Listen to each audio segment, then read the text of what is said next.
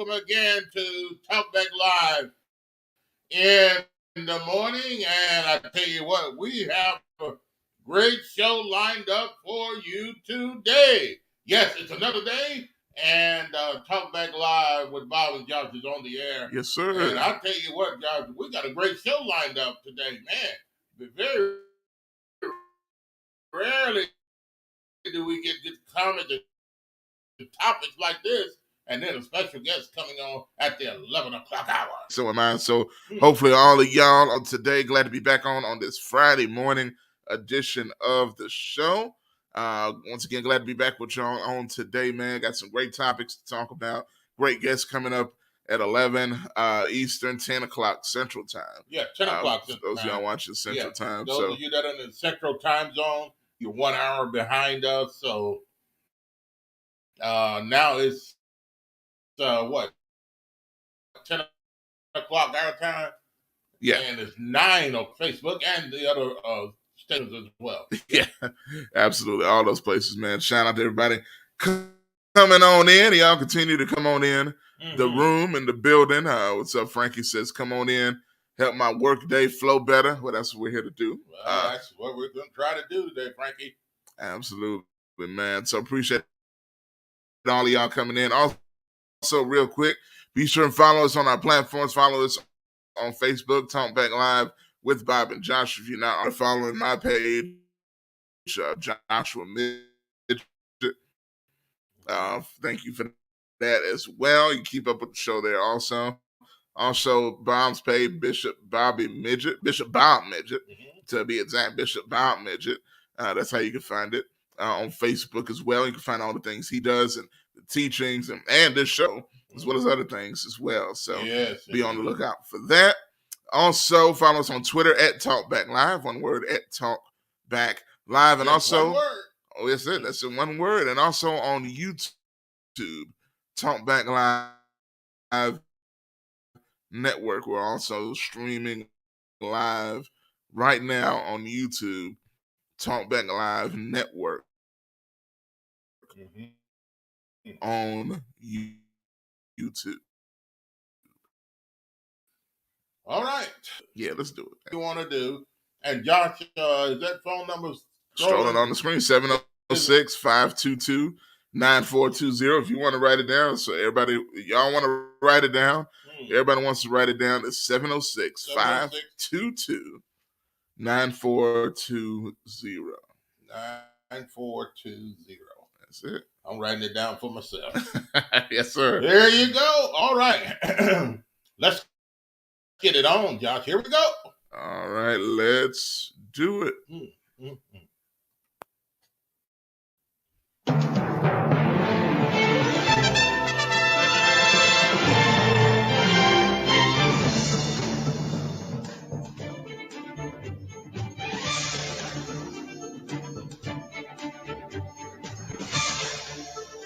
And in the headlines today, we've got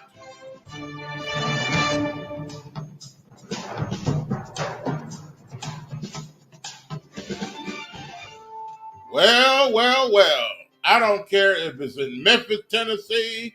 I don't care if it's Jonesboro, Arkansas. I don't care if it's Los Angeles, California. I don't care if it's Atlanta, Georgia.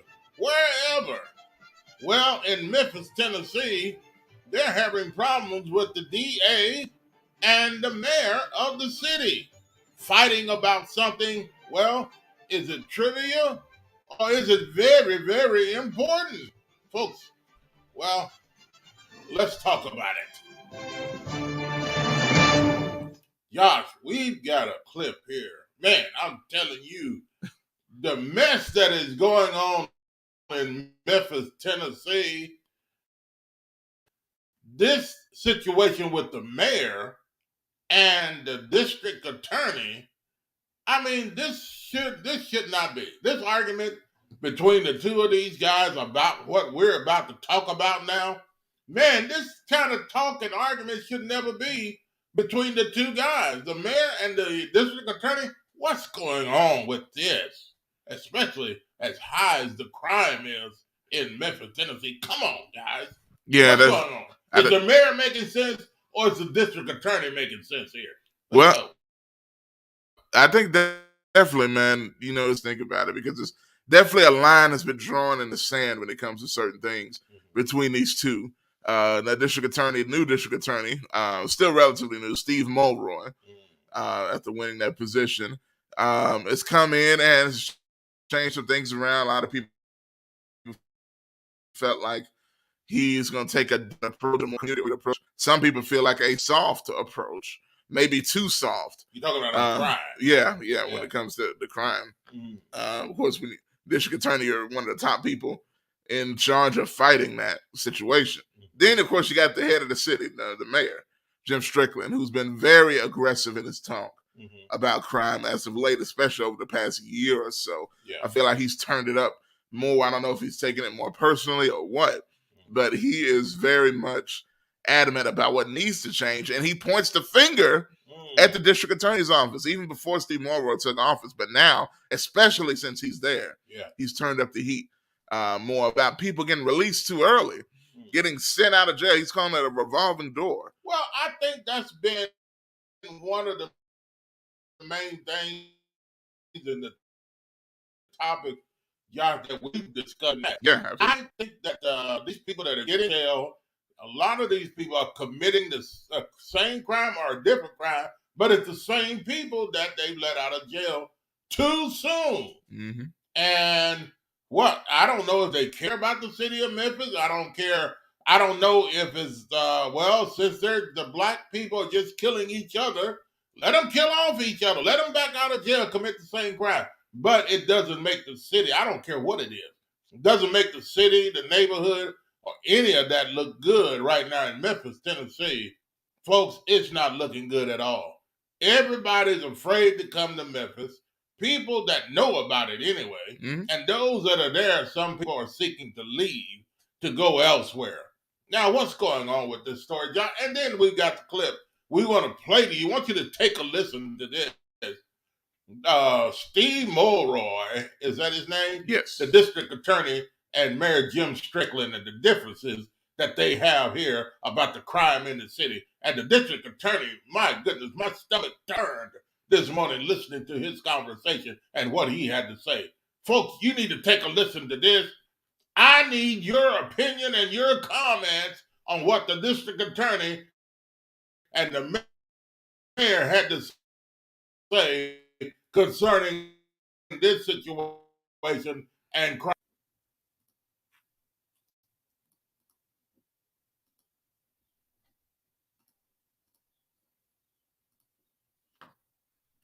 Take a listen and take a look. You're going to watch it as well. A back and forth between Memphis Mayor Jim Strickland and Shelby County District Attorney Steve Mulroy over getting tough on crime. That battle came to a head this morning when the DA responded to the mayor's latest criticism.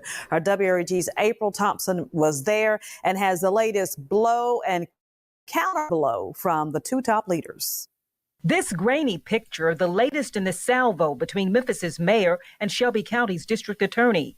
The photo shows a woman firing 5 shots from a car in front of a police station. The person she was firing on turned out to be a police officer. He wasn't injured. The woman was initially charged, but later the DA's office dismissed those charges. It sent Memphis Mayor Jim Strickland into an uproar, saying it was yet another frustrating example of the revolving door at 201 Poplar, the judicial system failing to prosecute. It wasn't the first time the mayor has said as much. But Tuesday, for the first time, DA Mulroy struck back. I don't think it's particularly productive for the DA and the mayor to be getting into a public tit for tat. But 3 strikes and you're out. I have to respond to this one. Mulroy explaining this case was different, saying what the mayor never mentioned was the woman feared for since her boyfriend had just been killed by someone in a similar car the officer was in. We don't condone the shooting. I think there were far more responsible ways that she could have handled that situation. But at the same time, we understand that her fear was understandable and that this was not the typical aggravated assault case. He says handing the woman a felony Any charge in this case would be wrong. The police officer said that he suspected that the car was stolen. It was not that. He did not. Had he turned on his lights while he was following her, she would have known that he was a police officer. He did not. He says the woman surrendered when she realized it was a cop and also took gun safety classes afterwards. Mulroy says it's the third time the mayor has lashed out without all the proper information, criticizing him for being lenient with criminals. WRAG went to Mayor Strickland to get his response to the DA's claim. And he is sticking by his stance that letting the woman off message. If we're going to take gun crime seriously, then we need to take it seriously. And the public needs to know we're taking it seriously. You cannot fire a gun 5 times into traffic on a road and then get out of jail free. The DA says the information as released by the mayor is misleading and doesn't serve the public well. The mayor says this is another example of the revolving door at 201 Poplar. The problem is the court system not keeping people in prison. And that is the problem. And that's what I'm fighting for. And that's what the public are.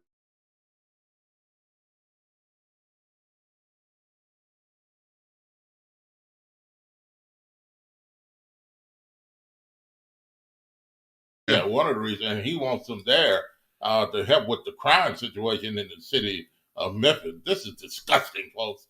And even talking about what the mayor is talking about, I understand. I agree with the mayor. Mm-hmm. Good morning, Frankie. Good morning, Hank, Russell, Kobash, thanks, GKP, Greg Martin. Greg, thanks you guys for watching. And, hey, look, this is about because the door 201 Poplar has become a revolving door. They're in and they're out. They're in and they're out. They're in and they're out. They're going into jail. They're coming right back out of jail. Mm-hmm. They're not being punished for the crimes that they're committing. So here, what's going on? The district attorney says this lady shooting in the traffic. She thought it was her boyfriend, ex, whatever. Okay, she fires into traffic. Other innocent people are out there, for goodness sake. Okay, she fires into traffic, and then it's end up being a police officer. Well, did you hear what the district attorney said? Well, the police officer didn't have his lights on.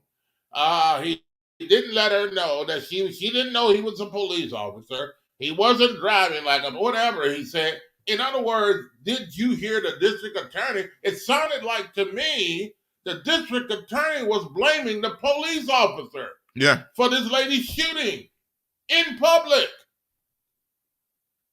Shooting into traffic in public, and says he's defending her and says, well, in so many words, she didn't mean to do it. She wasn't trying to hurt anyone. Nobody got hurt. Somebody could have been hurt behind all of this situation. This is why crime is like it is in Memphis, Tennessee, is because you're getting people like Mulroy into office, and they're letting these people in and out of jail, and, hey, it's got to stop somewhere in Memphis, Tennessee. And if there's other cities around the country and you're listening, hey, I know you don't want this kind of mess going on in your city if the crime is high. And the mayor is really speaking out now at the end of his term, trying to get this thing under control. But Mulroy, the district attorney, well, it's not really that serious. I mean, do you really need a district attorney like that in Shelby County, Memphis, Tennessee? And I'm gonna add to what you're saying on top of that. And there's a lot of good stuff you're talking about. And I think it's an interesting conversation. It's, those that might have tried to call, just give us a call back. The number does work, by the way. Yeah. It's 706-522-9420. If you're trying to call, we'll definitely get you on in here. Call us and back. I think join the conversation. Call us, but we weren't able to get to it. Call us back now. Yeah. But I'm like this, man. So my question is, at what point does punishment need to happen? Because here's the thing. Before I go into it too, let's go to the phone lines. All right. Welcome to the show. Talk Back Live with Bob and Josh. Good morning on a Friday. Hello, fellas. Hank Russell here. Hey, what's up, Hank? How you doing, sir? Oh, it's going good, man. It's going good. Blessed and highly favored, as I say. Yes, sir. All right, dig it. There you go.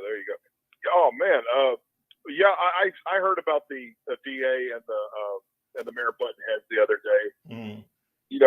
I don't know if it's necessarily the DA's. I mean, yeah, the DA's probably. I don't really have a strong opinion as far as like the punishment of crimes because I hadn't really done my research on it. But as far as the law enforcement goes, do you realize that in 2010 there was a police officer or one police officer for every 51 people in this city? Now there is one police officer for one in every 134 people. Oh, so that's not good. It's declined. Yeah. No, it's declined. And then now they're talking about they want them to have bachelor's degree in criminal justice, a 2-year bachelor's degree, which, I believe our police officers probably need to be a little bit more educated and smarter, but that will definitely bring the numbers down because of how expensive college can be, and college debt and everything like that. So it's a tough situation right now. You can't really just, you can't just solve it with the flick of a pen right now. You've got to take action as far as like, making it a little bit more accessible for people to want to come here and serve. Yeah, I agree with that. Now, let me ask you this. As far as one of the things we were talking about here was this particular situation. The lady was shooting out in front of the police department, but she was being followed by a unmarked, and Frankie was asking the question, I believe it was an unmarked police car that was following her. And she thought it was her boyfriend or the guy that killed her boyfriend recently in the same type of car, according to her. But she leans out the window and fires 5 shots at the car, not knowing that it was a police car. Now, this is out in the open, in a public street, public area. And then, she gets arrested. She turns herself in, but they let her go. Now, is that setting a good precedent, or do you think they did the right thing under that circumstance? Okay, well, here's the thing, too, John. Let me say this. Yeah. Even though it wasn't her, the guy that killed her ex-boyfriend or whatever, okay, whatever the case may be, she should have been, if you want to shoot at the guy that you're looking for, you need to make sure that's the guy and not shoot at a car. That's what she shot at. She shot at a car that looked like the car that belonged to the guy that killed her ex-boyfriend, or whatever the case may be. So here, she's wrong. She's shooting at a car. I don't care if she didn't identify it as an unmarked police car. It doesn't matter. She's shooting in the traffic. She's shooting at a car. Don't know who's in the car. Evidently, she didn't know because it wasn't the person she was looking for. Yeah. It doesn't make sense here to let a person ride down into traffic, grab a gun, shoot out in traffic because it's a car that looks like her ex-boyfriend car, the guy that killed her ex-boyfriend. It doesn't matter. You can have 20 yellow Mustangs riding in the city, so you're going to shoot at all of them because you thought it was Sue Sally in a yellow Mustang. There could be other yellow Mustangs riding around the city, the same car. So this here, the way she did it and then shooting out in traffic, it was totally uncalled for, and it should never be accounted for or excused for someone to do something as crazy as this. And I don't know why they let her out of jail. Yeah. I mean, pick your poison. I agree with everything you just said, Bob. I mean, but you got to pick your poison in this situation. Imagine if she did get arrested for this. And, you have a lot of ignorant people out there that really just don't know any better and really would think that, oh, well, because nobody got hurt, because nobody was shot, right? Yeah, somebody could have been shot though. Yeah, I know, and I'm on your side on that one. I agree with that. But we have a very intellectually devoid, audience in Memphis right now that would say things like, "Well, nobody was hurt. Let her go, or hit her with a restraining order or a probation." But if she got some serious jail time for that, I guarantee you that with the way people are in this city, they would probably respond back to it. It's just the world we live in right now. Hank, who do you agree with, the mayor or the district attorney? I really don't know. I really see. That's don't what's know. wrong with Memphis. That's what's wrong with Memphis, right there.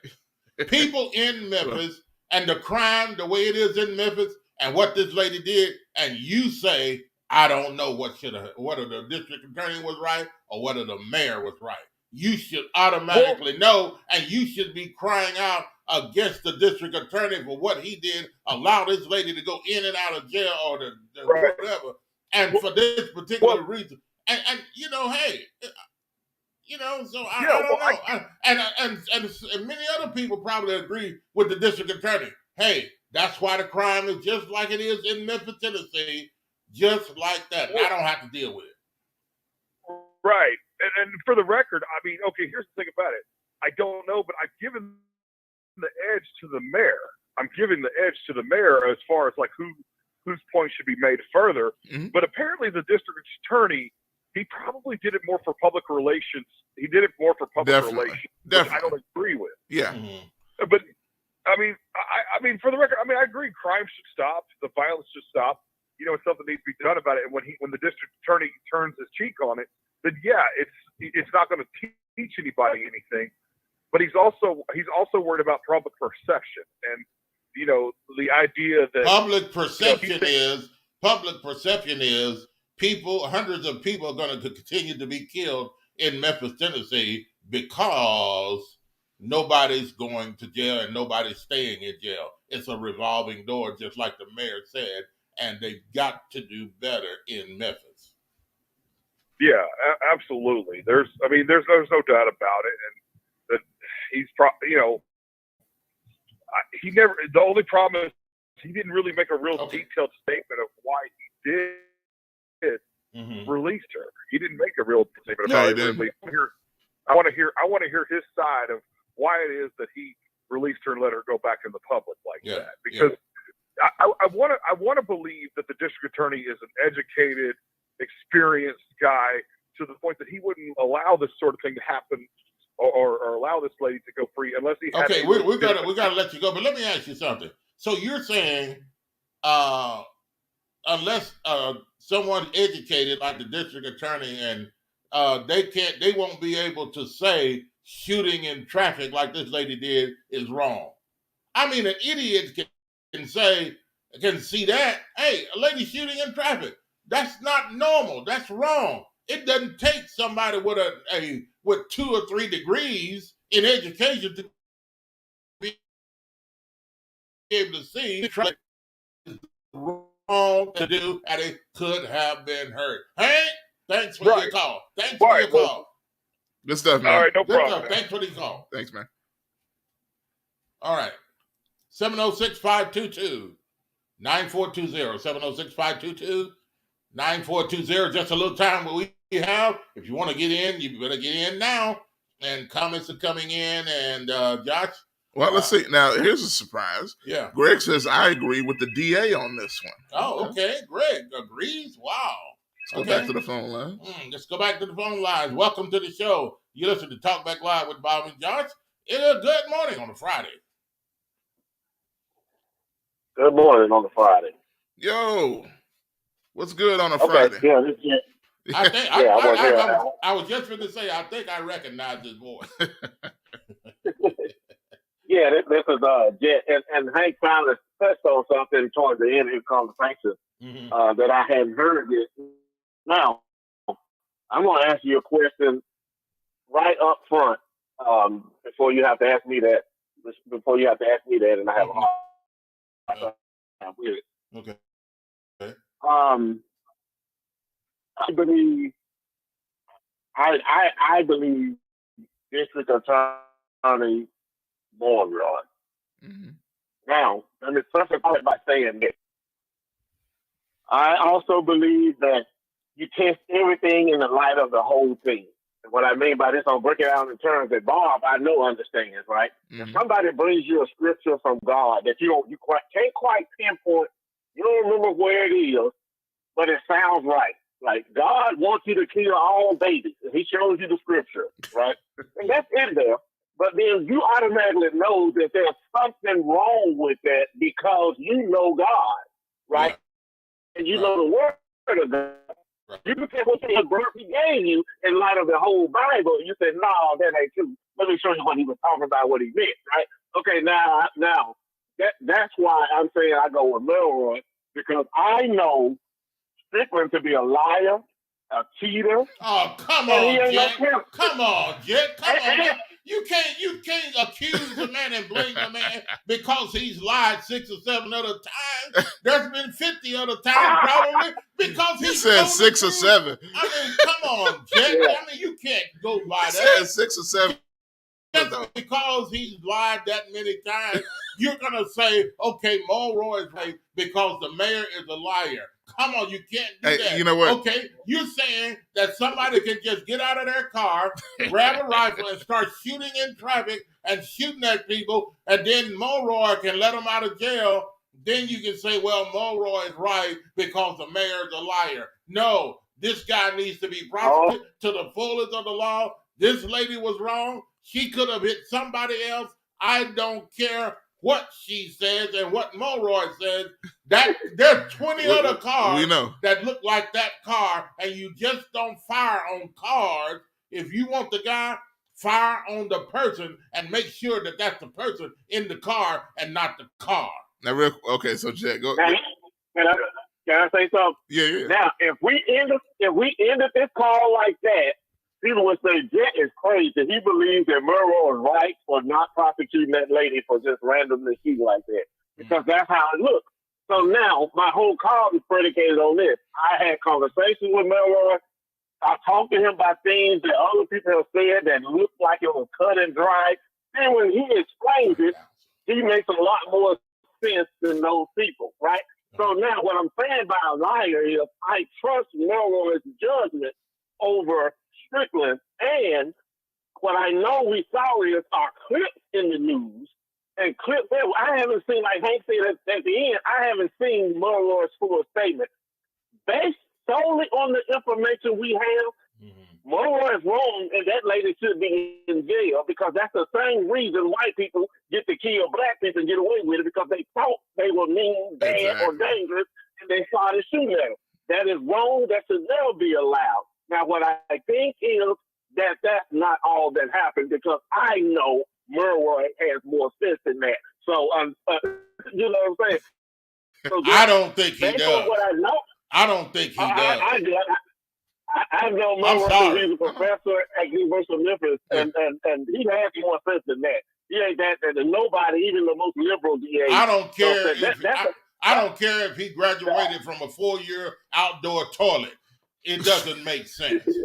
Well, that would be. Well, and that's fine, But I gotta say, the only person I can see not charging someone for something like that if it was reversed and the person that was shot was black and the person that was doing the shooting was white, and you had a racist DA.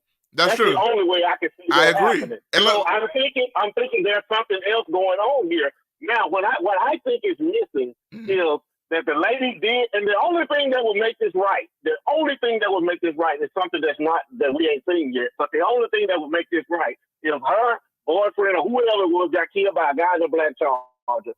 The black Charger followed her and killed her. When she got out the car, the cop got out the car and grabbed his gun and pointed it at her, or pulled his gun out.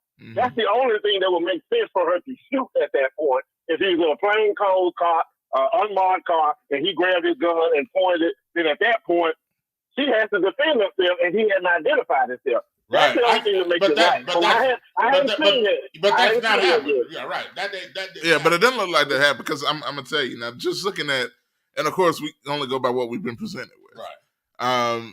You look at the still pictures that were shown. It was the lady, you see her shooting out of her window. Now, I don't know if they're moving, if she pulled over, what the case is. With it looking kind of grainy, I assume the car was moving. Yeah. But I don't know. And look, at the end of the day, to me, I do think it's a bit ridiculous. Now, I think, again, at least from my understanding of Mulroy, and I don't know him nearly like y'all do. I've been, producing of shows that he's done interviews on, seen him in person in that aspect, but not as far as personally. But, I'm like this. I think he's the type of guy where perception matters for the DA's office, in his opinion, to the point where he doesn't want to look like the type of guy throwing a black woman in jail for being scared for her life. That's what I think. Now, I don't think that's the right thing to do, especially in a situation where just shooting out in public. But I feel like for his perception, the DA's office perception, that he's trying to change from Amy Wyrick, that could be why he did what he did. Now, I still think it's wrong, because it shouldn't just be based off that. It should be based off right and wrong, especially the state that Memphis is in right now. Here's the other thing. I think what Strickland's going off of, and I do agree with you, Jay. You know my criticism of Strickland throughout the years. And it still stands. Yeah, I think he's trying to make a Republican friends to run for governor or something. But go ahead, because he's full of crap. but guys, Jet. I know you're finna defend him again, but I'm defending him in this situation. Yeah, I understand. I'm not all of the other things about Strickland. Yeah. I'm defending him in this particular situation because it's the right thing to do. I understand, but I'm not talking about Strickland. Look, Mulroy, to me, he's too pale. Well, he's pale. He needs a tan. He's too pale. He might need a tan. And I'm telling you, this guy probably don't care if everybody's black in Memphis kill each other. He probably don't care. Okay? So, I wouldn't doubt that. Let him out. Let him out of jail and let him just. And let me jump in now. Let him hold it. Yeah. Let them all out of jail. Let them keep killing one another. That'll get rid of our problem on that end of Memphis. Long as they stay on that end. I don't see why he would have to do that when the Amy Wyrick system was working just fine as well, though. So why would he have to do something as obvious as that? Well, so I just don't, I don't agree. He probably don't care. I wouldn't argue with you on that, as long as they don't come kill him. But, right. Amy Wyrick justice system was running just fine for the destruction of black folks as well.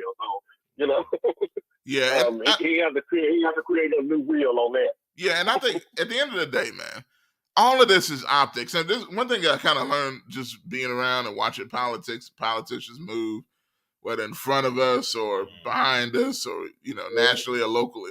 Everything's about optics. And I feel like on both ends of this is optics.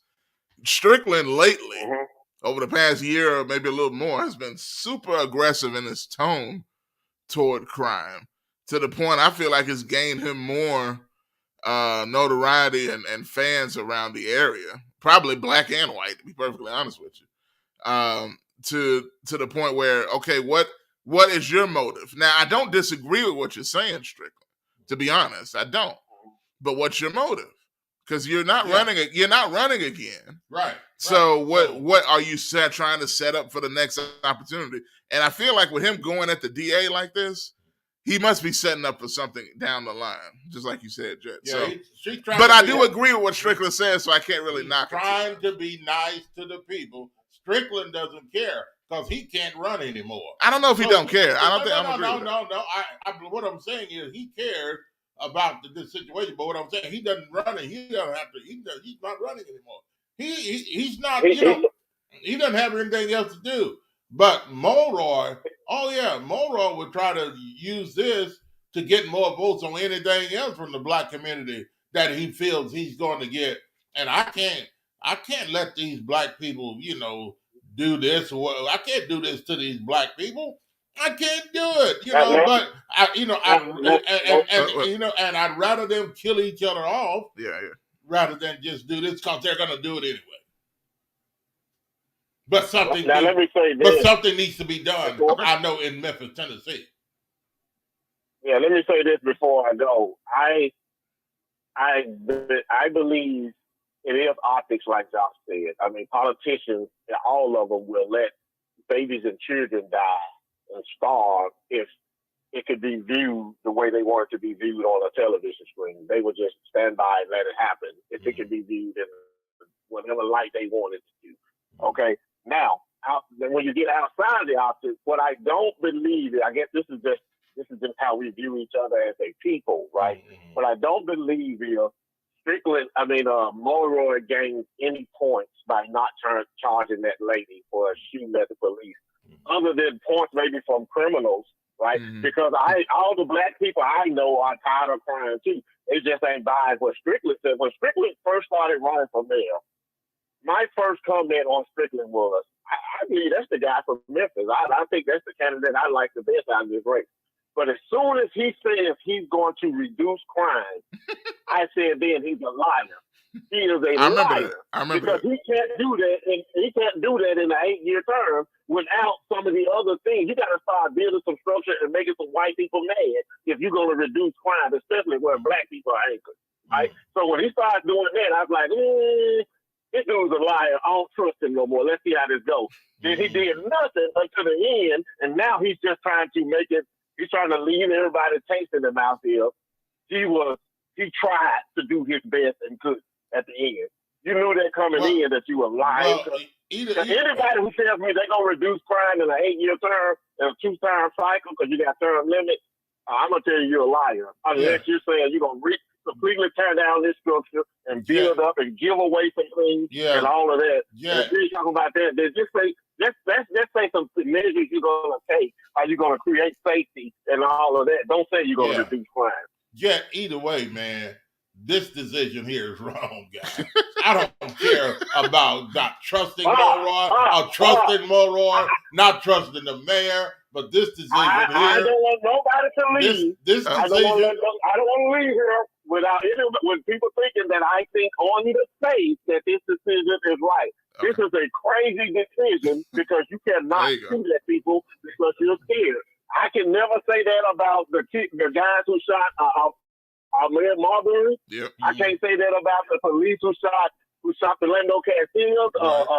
That guy who shot Trayvon Wright. I can't say that about the cop who shot Mike Brown. If I say that this lady had a right to fire her gun randomly like that just because she was scared. Yeah. No, you can't do that. That is the same principle. You got a gun, you got to know when to use it and know how to use it. Well, but if that's all that happened, Mulroy is wrong. But I think Mulroy got better sense than that because that's ludicrous. GKP asked the question, Jet, name a politician who hasn't said they were going to reduce crime. Name him, Jet. GKP said name it. I knew he was going to come at you at some point. I don't know. Show me one in this current race that has said he's going to reduce crime. He said he's going to reduce. They said they're going to reduce blacks. They're going to increase education. They're going to fight crime by doing this, and this. That's the smart thing to say. He's going to get rid of crime. The crime problem in this is what he said. He's going to reduce crime. Is what Strickland said. Yes. And you can say all these measures you're going to take to combat crime and to fortify education and things like that. Mm-hmm. But you can say somebody how you gonna reduce crime. The only thing you're saying to me is you're gonna just lock a lot of Negroes up. And that won't get it done. Hey, look, I'm gonna throw this. Let me throw this. So just let them all run free. Let me jump in for a second now. And I agree. It's a great conversation. Yeah, so, and I know we gotta roll. Yeah. But my thing, real quick. I remember like it was yesterday. What Jet's talking about. You probably did too, Bob. Like right before Strickland won that first election, we were on the radio and we were talking about this. Right. I said off top, reducing crime. I don't know, man. I felt kind of wary. I said I was gonna give him a chance. I gave him a chance. Term 1, it went up. Term 2, real quick. I know this ain't about that, but this is the cherry on top of the situation. Yeah. Term 2, it kept going up. Mm-hmm. You know what I'm saying? And now it's like it's still going up. Mm-hmm. So Strickland looks like a just somebody running their mouth at this point. Oh, I'm sick of this crime.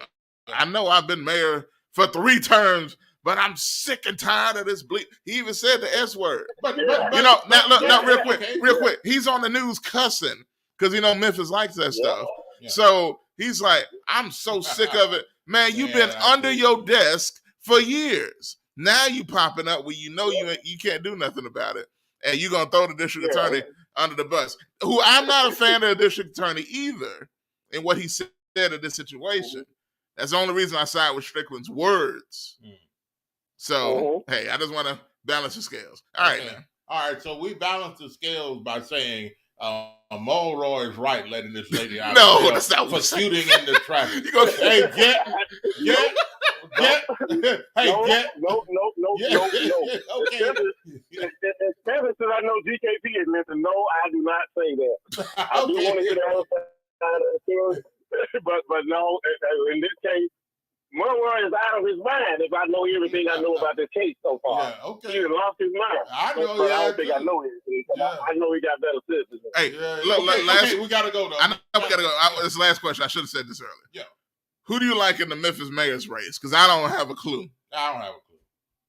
I mean, I have no clue. Probably Harrington is the best thing going. I can't say that out loud. I can't. And it's not just one, but I just can't say it out loud. Okay. But let me tell you this about Harrington. Harrington would be if I could trust his reasoning for running. Right? He quit when he was the mayor. He ran again after that, and then just went left. And now he's back. I'm not sure, and I like Harrington, but he would be if I could really. If Harrington wants to come back and finish the job he's completed, let me tell you something. The last time we had a decent school system, Harrington was superintendent. They need one. Go do that. That's why I like to see you jump back in there and straighten that up. Because that board couldn't run you like they run everybody else. Yeah. And I think that's the schools were in good shape when you were there. They've been declining ever since. Okay. So if you want to complete a job that you left unfinished, then do that one. I like that. Okay. All right, Jet. Hey, man, we appreciate the call. Good stuff, man. I'll tell y'all on the side note who I prefer for mayor, but I won't do that publicly because I run a show that's politically. Yeah, that's true. Yeah, I did see that. Okay, you're right. Okay. I did see that. All right, thanks, Jet, for the call. Yeah. Oh, boy. 706-522-9420. 706-522-9422. Is that 22 or 20? 706-522-9420. Let me make that look more like a 0 than a 2. Okay. And one more call we can take coming up after the 11 o'clock hour. We have a special guest coming up. You don't want to miss this one. It's going to be outstanding. Great show we have today. Thanks for your comments and your calls. One more call we'll take. And the comments, Josh. I don't know. This guy, man. Got another call coming in. Let's see. Okay, let's take this call. I love this phone system, by the way. Okay, thanks. Welcome to the show, Talk Back Live with Bob and Josh. And on a Friday, good morning to you. Y'all already know who it is. Okay, good morning to you. What's good, man? It's the guy, Jay Word. That's right. It's my first time back, Bob, so don't try to rush me. I heard what you said about what's going on, okay? Okay. No one told me to accept Hank and Jet called before me anyway. Well, you didn't listen. You're getting on it. Here we go. You're getting on here fussing with me when you should be talking about the topic. Now, you've already wasted several seconds of your time messing with the host of the show when you should be telling us about what you think about Mulroy and this particular case and what you think about Jet. Well, let me tell y'all the real deal, which only GKT will, I guess. Okay? Okay. Mulroy ain't doing nothing but trying to keep his seat straight. He got 8 years to sit there and keep these people happy. Yeah. Okay? Okay, who's happy? Who's happy? On the way out. So Strickland gonna say whatever he needs to say, and he cares to say at this juncture, because there's nothing that can be done with him. He's on the way out. Mm-hmm. Okay? Do GKP agree with you putting the lady back on the street because she feel like she saw something. She done a Carly Russell.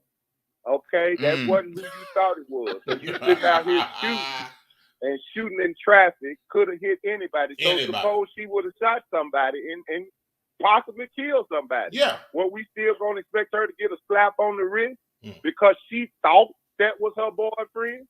She didn't confirm that. Right. So if you haven't confirmed that, you put that gun down. Right. You don't just go shoot. Okay? Yeah. Simple. We got a quick plan. Okay, if that woman had a shot any one of our relatives, would we feel that Murrow is doing the right thing because he told her to go home? No, they wouldn't. Okay. Nope. Would he feel? Would he feel the right? Would he feel the same way if one of his loved ones was shot by this lady? No, he wouldn't. He'd do just the opposite. Oh, look, we got a quick plan. I understand this political propaganda. We all supposed to be grown and wise enough to understand what it is. But to honestly have a debate on something like this, it's a joke, okay? The problem is, just like Bob's saying, the issue now is, why are we sending people that are doing all these crimes and we letting them in jail and we letting them right back out? The reason this is happening is because of this new so-called bond reform. I can go in jail, I can do all manners of things and go in there and say, I ain't got no money. And just because I ain't got no money, I get to go back out on the street. But on my social media page, I'm flashing all types of money. I got money all up to my ear. Right. But once I done stole a car and ran into something or possibly hurt somebody, now I ain't got no money. So y'all got to put me back on the street, or either I'm underage, so I'm still being put back on the street because I'm considered a juvenile. The laws need to change. Yes, a murderer is a murderer. I don't care. A murderer is a murderer. I don't care if you're 13 years old. There you go. Now, all of this talk about, well, how do we reform them or this, that, and that and get them back? I'm with all that. I'm one of the people that do that. But at the same time, I'm not going to sit up here and condone somebody that's wrong. And in my mind, I know that's wrong. Yes. I'm not going to justify that. Okay? Yeah, absolutely. So you got to stop that. Okay. That's how I feel about it.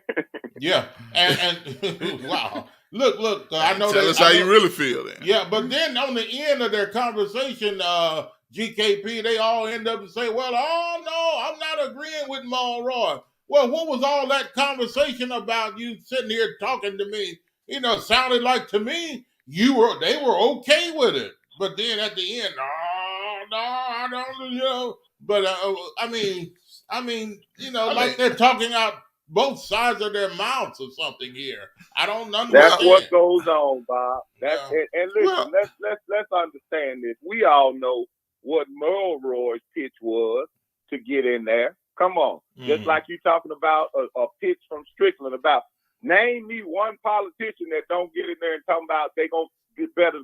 Memphis is a crime-ridden city. Right. So if you don't say something about what you're gonna do about crime, chances are they ain't gonna vote or talk to you no way. Absolutely. So let's quit playing the games. It ain't no politician, even what's going on now. Harrington's plan, he laid out a crime plan. I put the video up.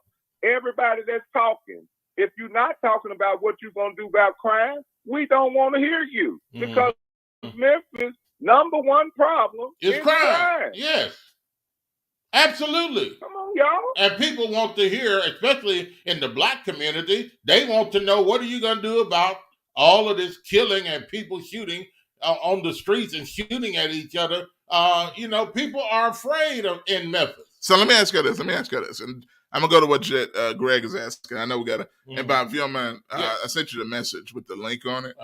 Can you send that, copy that and send it to Austin? Okay. Yeah. And just go to your messages, the first one there. Okay. But you just go ahead while I'm talking. But all right. But yeah, so I'm gonna go to what Greg's talking about right here. I'm gonna get your thought on GKP. He said, did he not say the lady had been shot at or her boyfriend was shot at by somebody in a similar car and that the unmarked car did not hit his lights. And once she recognized he was a cop, she surrendered immediately. Or did I hear that right? And that is correct, Greg. That's what he said. So yeah, we heard that. So I'm curious. And me, I still feel like she should have been arrested for. I'm not saying like first degree murder or anything, but that is quite reckless.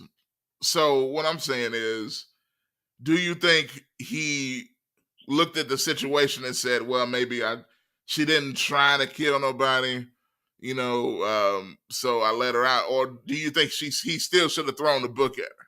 What's your perspective? Do you think that she was shooting the gun without the intent to hurt somebody? That's the question I would ask. Because when you shoot a gun, what was she shooting it in the air? So was she shooting the gun? She was shooting at the car. No, she was shooting at the car. Yeah. Mm-hmm.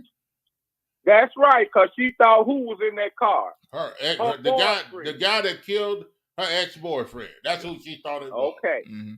Now, what are we dealing with in the city now? First off, we're dealing with the fact that, yes, people don't deal with the unmarked cars or whatever. But in this case, did it matter? Because her perception was that that was her boyfriend.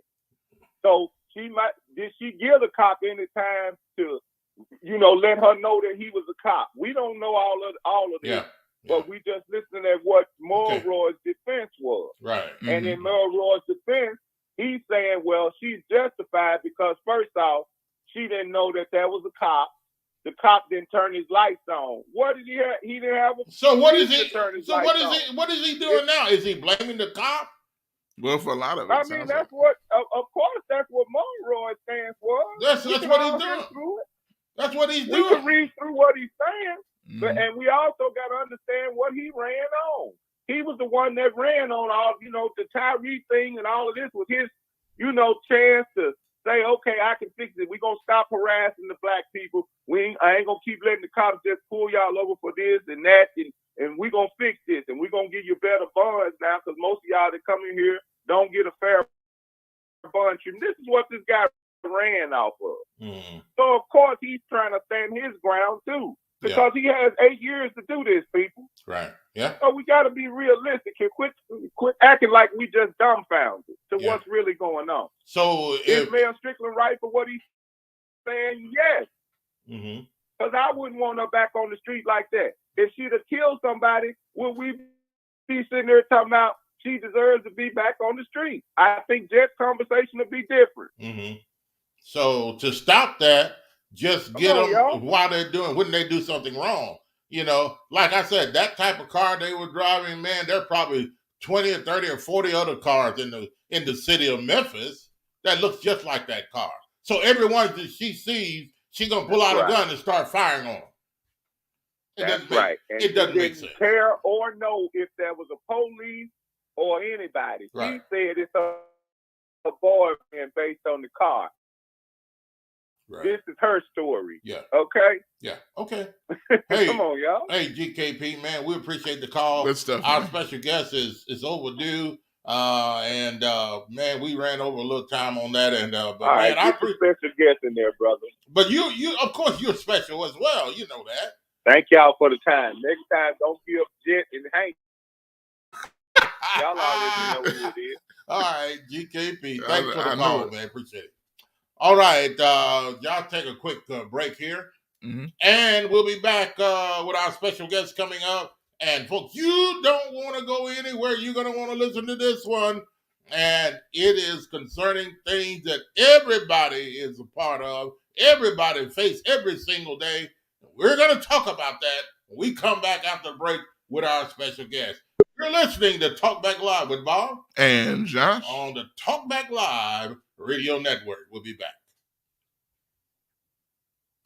I'll watch y'all.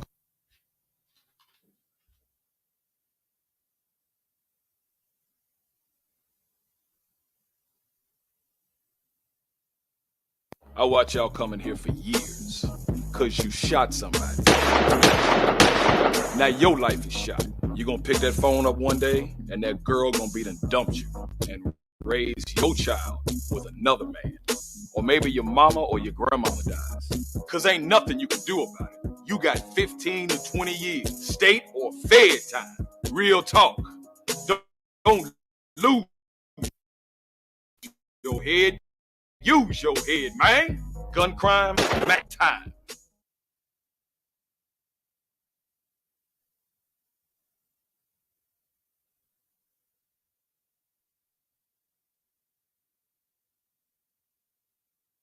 It's not about challenging times or new normals. It's about staying true to what matters most. And we're more committed than ever to your health. Your safety has always been our top priority. Times may have changed, but they haven't changed who we are. We're here for you every single day.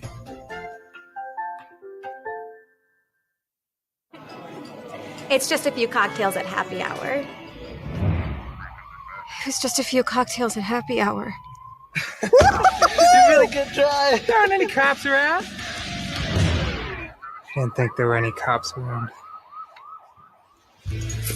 I drink and drive all the time. Sir, you've been in a serious crash. I need you to hang on, okay? You are right now?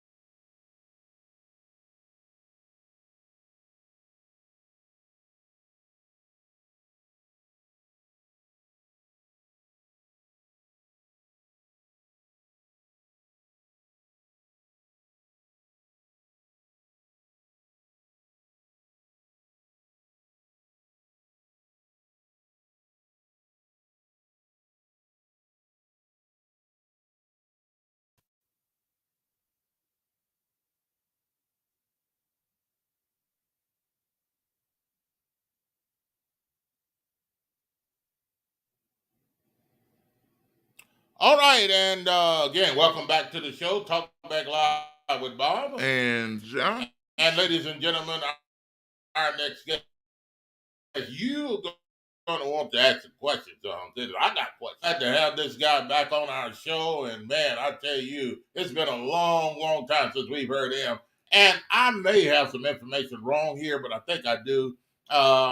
He is a meteorologist, and that's true. Yeah. Everybody knows this guy.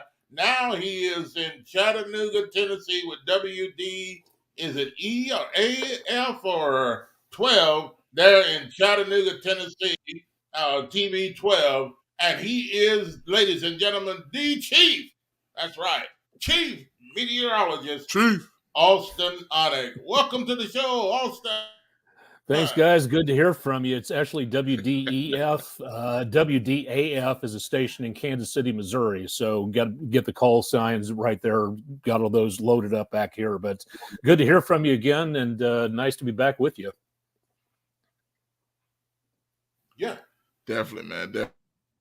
Definitely appreciate you coming back on as well, man. We're glad to have the chief in the building. You know what I'm saying? Chief Strongbow, Chief Austin. Yes, indeed. I don't think I have that on my business cards, but I think that would work pretty well. First of all, I know we knew you. I know, right? Tell us first of all, we knew you back in the Memphis, Tennessee area, and man, I tell you, we followed you and your accurate and dependable weather forecast, as we call it. You've been on our show several times. And now you're in Chattanooga, Tennessee. Tell us, if you will, about this move and what made you do this move to Chattanooga. Pardon me, trying to get rid of the pollen here. Pardon me again. I was in Memphis, and the TV station, my former TV station, and I parted ways back in January of 2020. And afterwards, I took some time to work for the Shelby County Health Department under Mr. Chip Washington at the COVID response unit for about 2 years' time. And then a former co-anchor of mine, Scott Coral, who was working here at News 12, recommended me to the news director at WDEF, and he took a look at my resume tape, and he said, I want you for the chief meteorologist position. And so my wife and I decided to go ahead and pack up and move over here. And we've been here since roughly about July 1st of last year. So it's been a year and 2 months, give or take, somewhere in there. And it's we miss Memphis, we miss everybody there, but it's been a great move. It's been a great job opportunity. Enjoy the station immensely. So it was tough. It was tough leaving Memphis, but it's a nice place for right now. So. All right, and again, we want to thank you for coming on and being with us today. Now, also, I've got a couple of questions. Y'all should open the phone line. Anybody want to call and ask Austin any questions? Sometimes, also, we get these meteorologist questions, science questions. Some people call and forget all about the weather. They want to know about Jupiter. That type of. So, yes. I mean, that's what we need to know. Yeah. I mean, they may get into that stuff with you today. Hey, that's fine. I mean, it's all about science. Austin, that's cool. Talk to us, man. This time. Well, hey, talk to us about the weather. It is hot. It is stormy. It's wet. And first of all, what type of weather is mainly going on? Is this mainly across the country, this type of weather that we're having right now? And is it normal? Is it normal? That's a kind of a two-part question right there. Pretty much normal for this time of the year, but we have had a lot of changes taking place in the last several decades with climate change, and that is causing the atmosphere to behave in ways that we don't really understand, because we've been used to the atmosphere the way it was before all of this heat from climate change and burning fossil fuels gets into the atmosphere. So things are becoming a little bit more they're becoming a little bit more strange in their own way. It's not quite as predictable as it used to be. We have El Nino, the warming of the waters off of the western South American coast, the warm waters can make a dome of heat above and can cause pattern change to where it might reduce the amount of hurricanes in one place or another. There's a lot of stuff that is changing now because of what we are doing to the atmosphere. And so is it normal to have this much heat in summertime? Yes, but unfortunately, we have seen a huge amount of heat taking place in numerous locations like the desert Southwest, where we are going to continue to see record high temperatures, and those numbers are going to keep going up in the decades ahead of us. So for right now, normal, technically, yes, but we are seeing a lot more heat and a lot more humidity in areas that technically don't receive it. And some areas are doing the exact opposite. They're getting cooler conditions and more rainfall where they don't usually get it. So yeah, it's normal, but unfortunately we're seeing a new normal pretty much every single year as the temperatures continue to rise. And we'll continue to see that until we get off of our fossil fuel addiction and start to drop the amount of CO2 in the atmosphere. So back to you. Yeah, and that's I definitely wanted to ask that about that because, everybody talks about the global warming effect, and you can literally feel the warmth more and more as the years go by. If this pattern continues, I mean, what could we possibly see in the next 20 years? Meaning the pattern of the way the CO2 levels are going.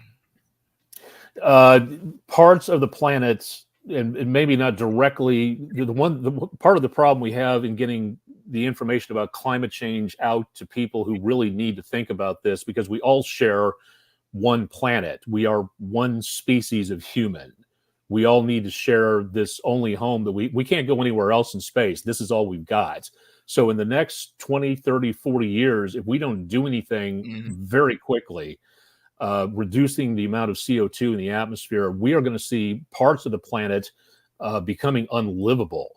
There are parts of Iran and India and back into China and back into Africa that are seeing incredibly hot temperatures of 120 degrees and low temperatures around the upper 90s.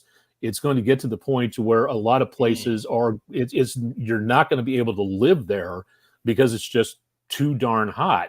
After a while, the human body can only take so much heat over a certain period of time. And after a while, a lot of those people are going to try to head to someplace different. Climate refugees are a real thing. It is happening right now around the world. We're seeing that in America too, to where in the desert Southwest, a lot of crops are drying up because we've taken all the water out of the ground, and people who pick the crops for us to get them into the grocery stores, they have to go elsewhere to find jobs so they can support their families by picking those crops, but they're not there anymore. So the climate change is doing a lot of damage around the world, and we're going to see things worse and worse if things don't improve.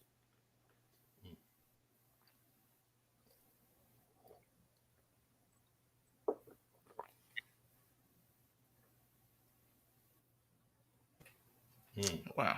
Okay. Apparently, we're having a little problem, technical difficulty. You can keep going. It's a little delayed, but it's not much I can really do. It's a delay, but it sounds like there's some communication problems as far as going in and out as well. I don't know if we could try to fix this. Austin, are you still there? I'm still here. It's, he's there. I can see him. Yeah, I think everything's. It may be on my end. I'm not too sure if it's the internet here or not. Okay, but it's only so much because I know as far as ours is not really interrupting that much. So I don't know. It could be the Wi-Fi on his end or not. But I don't want to take too much time trying to pause and do it. I think we can keep it going if you want. Okay. Let's keep it going here. Okay. 706-522-9420 is the number you want to call. Ask Austin a question or anything concerning the weather. And some people are coming up with questions already about certain things, and some of the things I'm interested in as well. I see people asking here.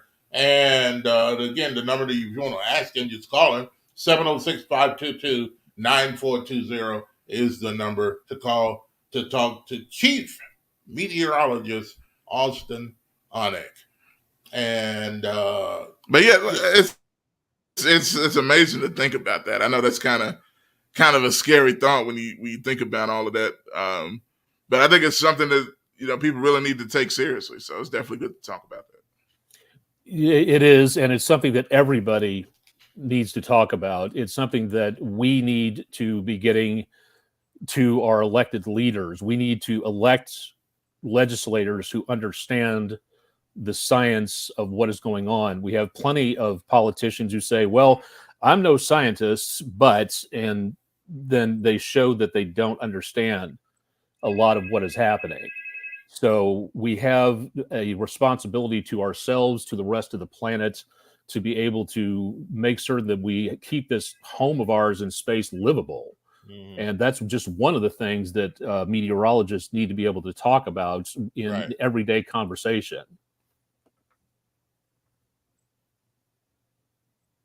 Right. Okay, let's go to the phone lines, Austin. And caller, welcome to Talk Back Live with Bob and Johnson, our special guest, Chief Meteorologist Austin Onick. Oh, hey, Austin, how are you today? Barely awake, but the coffee is helping out a lot. It's going to be a delay. You.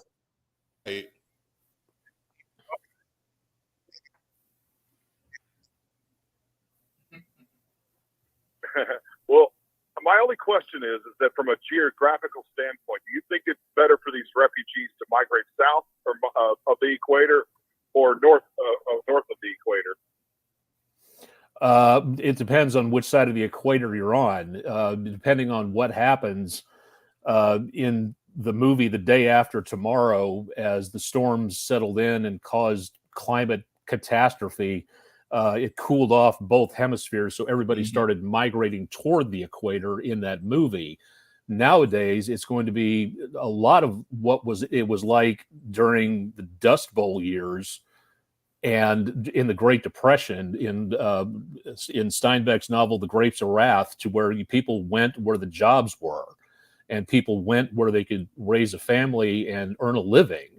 And that's going to be a situation that we see all over the world, to where the crops are going that you can grow in one location.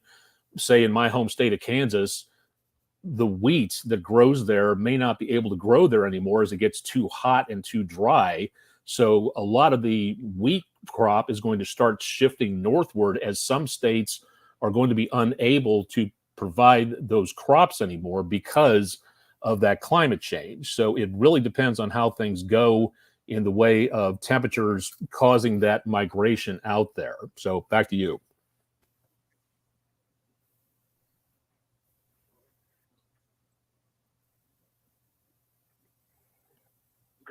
Okay. All right. Hank, did you get most of that? There's a little interruption there. Absolutely. No, that's very informative. Yeah, especially about the crops and stuff like that. I didn't think about that because I wasn't sure geographically where, farming and everything could happen, for these refugees. So, but thank you, Austin. That's all I wanted to ask you. Okay. All right. We appreciate it. Thanks, Hank. Good stuff. I don't know if it'd be better if we went to a straight phone call from Austin or that'd be fine by me if you want to. Well, we won't be able to take calls.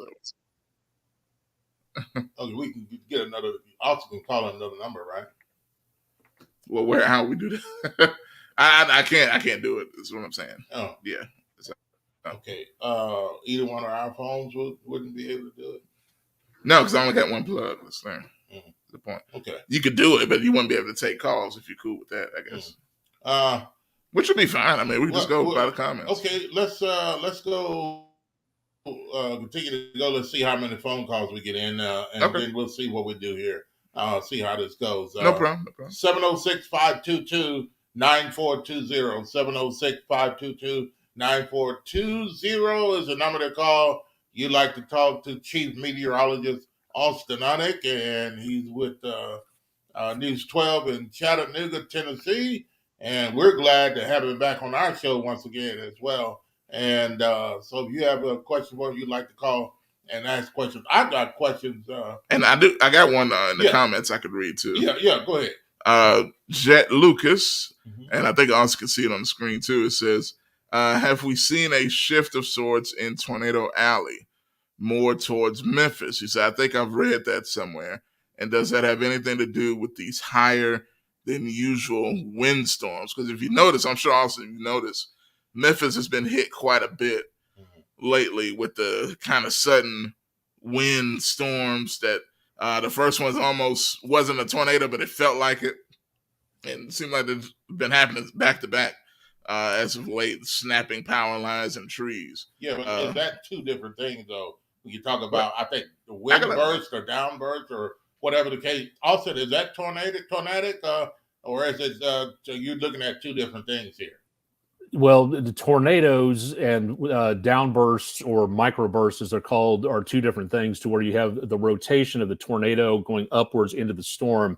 When you have a downburst, it's kind of like a water balloon smashing against the surface of the ground. The water spreads out in all areas, and that's what Hurricane Elvis was back in 2003. We're coming up on the 20th, 30th anniversary of that. That's been quite some time, or 20th anniversary, I guess, of Hurricane Elvis. That was something, but that was what was called a derecho storm.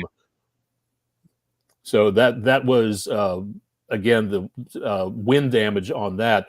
We are going to be seeing more of that. To answer Mr. Lucas's question, the Tornado Alley, the amount of tornadoes, the storm reports in various locations will shift over time, so that there will be more in one location, less in others, and then back and forth on that. They found that sort of that oscillation happens over time, so it can shift.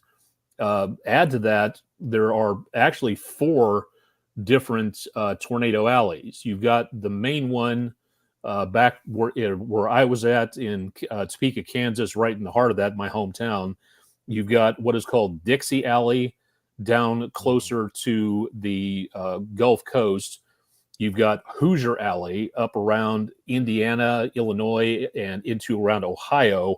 And then you've got an area over toward, I believe it's North Carolina. So there are actually 4 really distinct alleys, quote unquote, and believe me, I hate making those quotation mark signs, but those are some of the ones that they have found for patterns in studying that over the decades, and we can see that those things do shift over time. So back to you.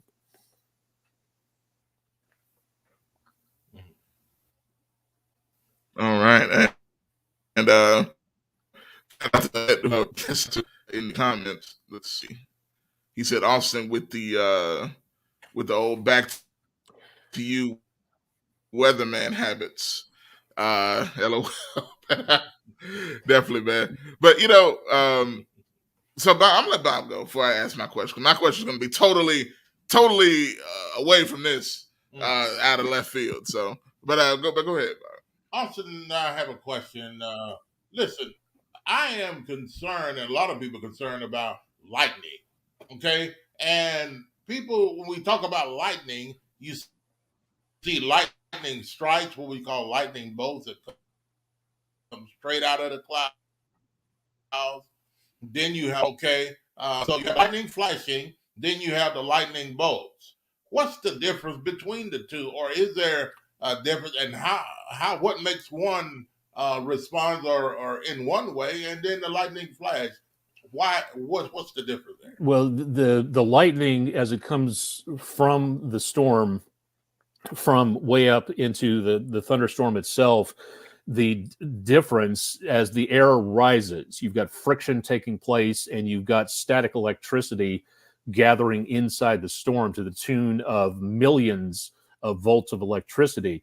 In the wintertime, you and I, as humans, we do the exact same thing when we walk across in very dry, heated indoors. We pick up extra static electricity, and when we touch something metal, we discharge that. And sometimes you can even see that spark coming out of your finger or whatever you touch metal. That's a lightning bolt. That, in essence, that's exactly, it's a teeny tiny, trillions of times smaller than the big ones, but that is a lightning bolt. You're creating that out of static electricity. So the electricity at some point in time goes from cloud to ground, and then that energy coming through there, hundreds of millions of volts, hundreds of thousands of amps, the part of the electricity that really does the work in motors, that's right there. That type of energy, remember, it only takes 1/10 of an amp to kill you. So when that strike comes down, when that bolt emerges from the cloud, that is the energy flashing out right there, and you see this discharge of energy. Lightning comes out in various forms. You have the light, you have the electricity, the amps coming down, you have radio waves coming out from that. You can hear lightning on AM radio stations, and the heat. The average temperature of a lightning bolt is 50,000 degrees Fahrenheit. That's 5 times hotter than the surface of the sun. So that's a lot of energy. And the average width of a lightning bolt, you hold up your pinky finger or get a pencil, that's how big around a lightning bolt is. And there's hundreds of millions of volts and hundreds of thousands of amps going through that channel that cooks the air around it. And then that thunder you hear is the shock wave of that lightning heating the atmosphere right around that lightning channel, and boom, it goes outward explosively. So there's a ton of energy in those lightning bolts there. And the back to you thing, to Mr. Lucas, yeah, I do that. Since we're having a bit of a delay here, so I can send it back to my hosts without a lot of awkward waiting around time. I do that on the TV station as well, to where I have like catchphrases that'll say, okay, take the next shot to the director instead of being kind of ambiguous. And it's like, we'll be back on News 12 at 6, stay tuned. And they know to go right to the next segment. So yeah, that's a meteorologist habit right there, but it happens. Oh, and by the way, back to you. There it is. Absolutely awesome. Appreciate that back to us. Yeah, okay. But 706-522-9420 if you'd like to talk to Chief Meteorologist Austin Onick while he's on with us today. And again, want to thank him for coming on and joining us. Also, John, I have another question. You don't mind me? Yeah, do you think? Also, Austin, when you hear lightning and thunder, what's the difference? Or is it the same? What is lightning and what is thunder? I mean, you hear a lot of, you see the flash of the lightning and you hear the roaring and the tumbling of the thunder like something's landed on Earth and is about to shake the Earth. What causes it? And if I could add to that question, because where we are right now, it's certain areas where it seems like when the thunder rolls, like you can almost feel it. Like doesn't happen all the time, but sometimes like you can feel it rolling through the window, hit and vibrate off the windows of your house. Yeah. Seems like it depends on where you are, but other areas you won't experience that. So what is that? Well, if the lightning strike happens very relatively, like you're here, and the lightning strike, is maybe a quarter of a mile away, that's the shock wave coming out of there. The lightning bolt heating the air around the channel heats up the air again to 50,000 degrees Fahrenheit for a split second, and that air, as it expands, has to go someplace. Molecules of air that get heated up explode outwards. They want to get away from each other. So what you're hearing is the shock wave of the air being cooked by that lightning bolt. Now, the interesting thing, and back to Josh's idea right there, you do have, let me borrow this cable here for just a second. You have, if the lightning strike comes down pretty close to you, it's just a straight cloud to ground lightning strike, and the thunder goes out from there. You can see from time to time, when you have a good electrical storm, you will have the channel, you will see up there, there's like a whole bunch of different forks of lightning. So the lightning is actually going from way up in the cloud, way over miles away. Lightning strikes can be 400 miles long. That's been proven. And what you're hearing is, if the lightning strike is close enough to you hear this rumble of thunder starting off here, but then as that lightning strike goes away, you're hearing the thunder from farther away coming your direction, which is why you hear that rumble of thunder that it just continues. It seems like it goes on forever. So lightning can behave in many different ways, causing that sound effect. There's all kinds of studies that have been done. There's neat amounts of that to take a look at videos online. It's one of my it's one of my favorite topics to take a look at as a meteorologist, and just as a human being, it's very cool to see that. So that's really neat to see things like that and to ask questions about stuff like that. So back to you.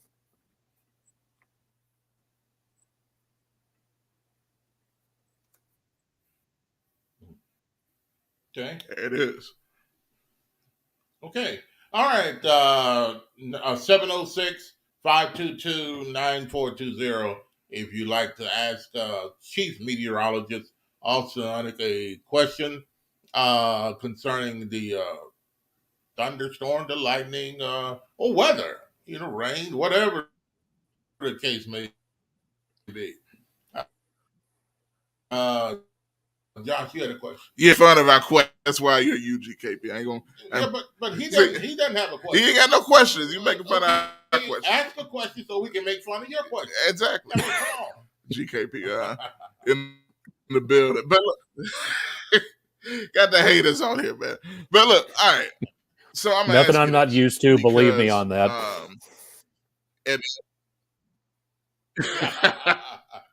But Austin, I think I wouldn't be surprised if you might know where I'm going. But there was a recent meeting before Congress with 3 people retired in the military, from intelligence to a former Navy commander to I think it was also a former air fighter as well.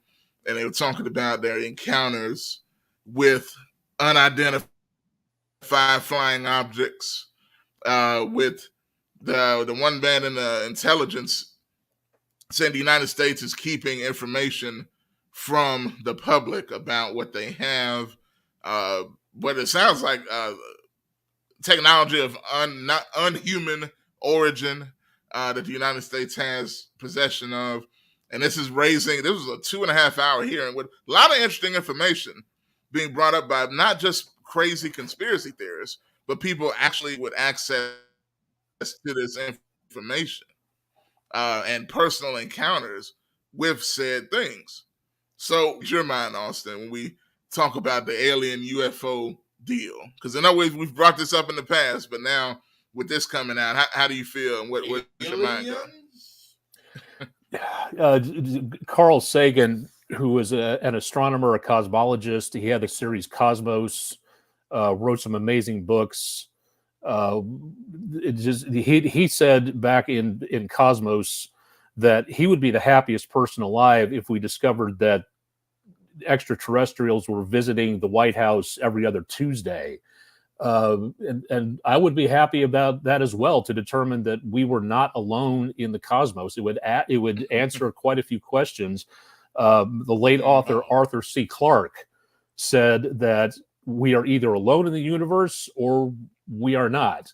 Either way, it's a very daunting possibility either direction.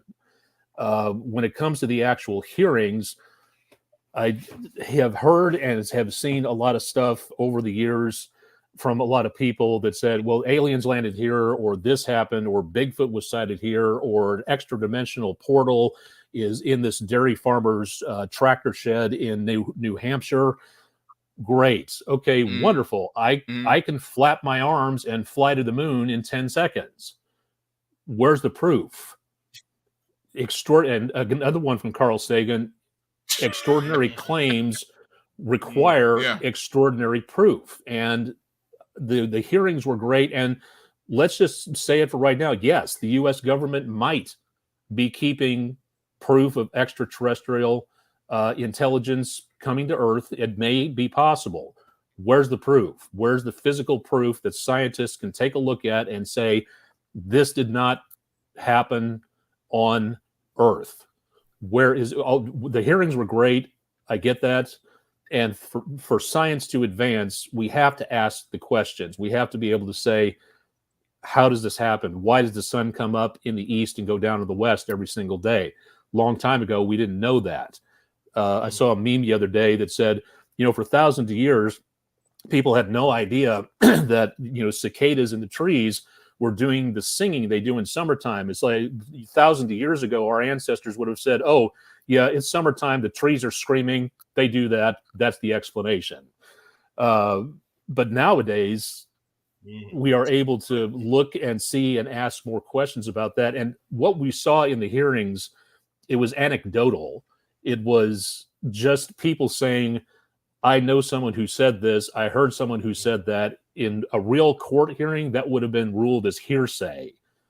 If it is true, great. I think we as a species, as a planet, can handle that because it will cause us to ask even more questions. And that's what we do best. We need to be able to find out stuff, and we need to be able to use science to do that. But a lot of people out there who deal in science communication, Neil deGrasse Tyson, Emily Calandrelli, a couple people that I follow to ask questions about stuff like that. It's great that we're having this information and people talking about it. We need proof. We need demonstrable proof of what is going on. Zeus does not throw lightning bolts off of Mount Olympus. That's not how lightning works. It's static electricity. And that's what goes on. And that's what I think what we need to do is not only want to ask the questions, but be bold enough to sit down and say, this is how things happen. This is the proof of everything. This is the demonstration of everything. And that can be used to reduce fear and to be able to say, we can reduce the amount of hatred and bigotries and all fear around the world by using science and common sense. And I think the hearings are a very good way of doing that. But as of right now, are there aliens out there? We have some interesting video that can't be explained just yet. But once we do, at some point, hopefully we'll get some answers. It just hasn't happened yet as far as I'm concerned. So back to you.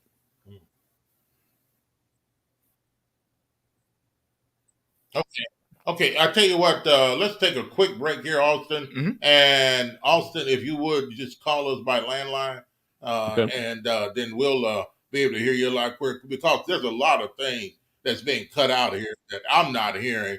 And I want to, and I'm pretty sure people are wanting to hear it as well. Great what info, you're saying. Great information, man. And I tell you, we'll take a break, quick commercial. When we come back, Austin will be crystal clear. We're here, and we'll be back. He has a lot of other information, and that he has to share. I'm pretty sure. You're listening to Talk Back Live with Bob and Josh on the Talk Back Live Radio Network. We'll be back.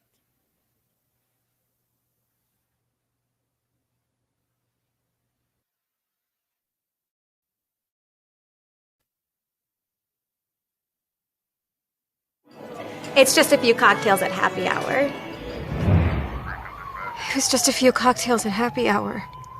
You really good try. There aren't any cops around. I didn't think there were any cops around.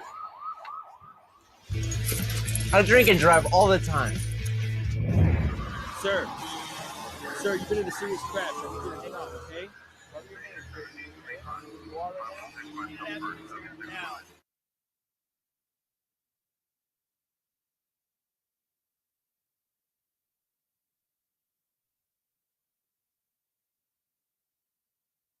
I watch y'all coming here for years, cause you shot somebody.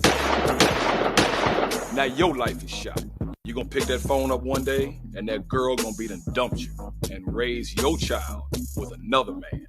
Or maybe your mama or your grandmama dies. Cause ain't nothing you can do about it. You got 15 to 20 years, state or fed time. Real talk. Don't lose your head, use your head, man. Gun crime, max time.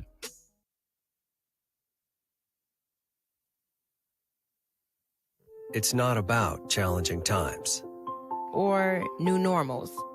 It's about staying true to what matters most. And we're more committed than ever to your health. Your safety has always been our top priority. Times may have changed, but they haven't changed who we are. We're here for you every single day.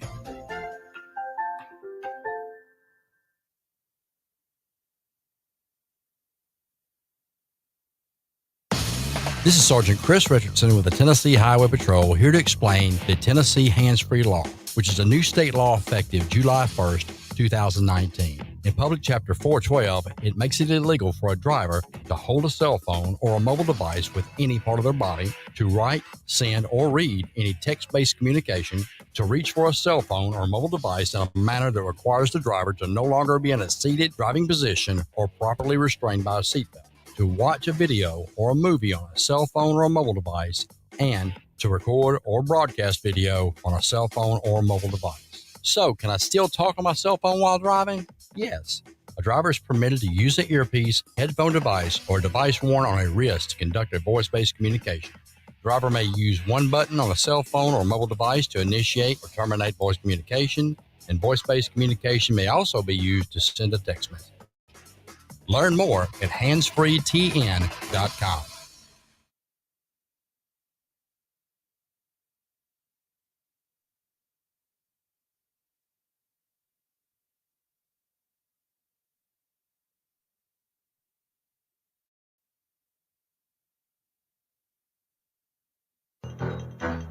This is Sergeant Chris Richardson of the Tennessee Highway Patrol with an important traffic safety message. Distracted driving is the #1 killer of American teens.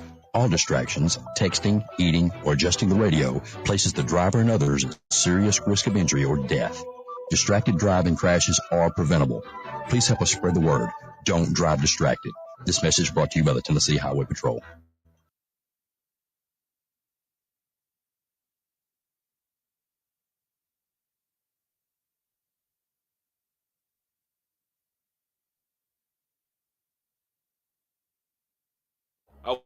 I watch y'all coming here for years, cause you shot somebody.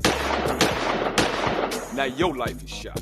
You gonna pick that phone up one day, and that girl gonna be done dumped you and raise your child with another man. Or maybe your mama or your grandmama dies. Cause ain't nothing you can do about it. You got 15 to 20 years, state or fed time. Real talk. Don't lose your head, use your head, man. Gun crime, max time. I'm ready.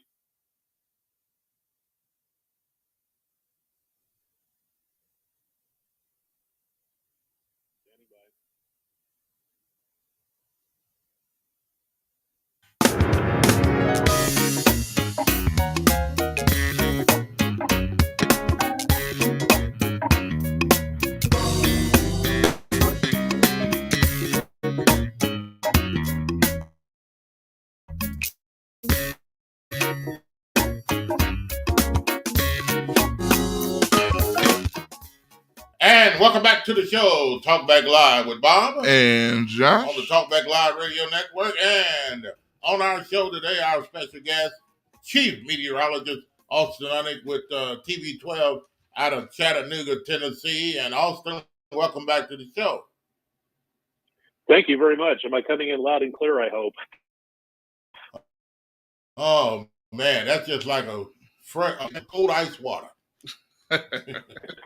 Yeah, man. I'll just talk. I promise I won't sing. So we want to keep your viewers tuning in if at all possible. Oh, yes, please. Yeah, man. we don't need you singing Rock Chonk Jayhawk or nothing like that, man. We just keep it. Well, for basketball season, yeah. Football season, maybe not. Yeah, okay. Austin, before the break, I don't know, what were we talking about? So much. I mean, I asked about the U.S. hearings with the aliens, UFOs. There were some things you were saying there, Austin, that kept breaking in and out there in the conversation. Man, it was some good stuff. Could you, if you don't mind, go back over some of that stuff again for us? Yeah, I apologize. We've had troubles with the internet here for some reason. I won't mention the company's name. It might happen to begin with an X that we're trying to increase stuff, but it may not. I don't know. So, let's leave it at that. Anyway, talking about everything the same company we have. From before. Okay. I won't say a word. I promise. I didn't hear a thing. Okay.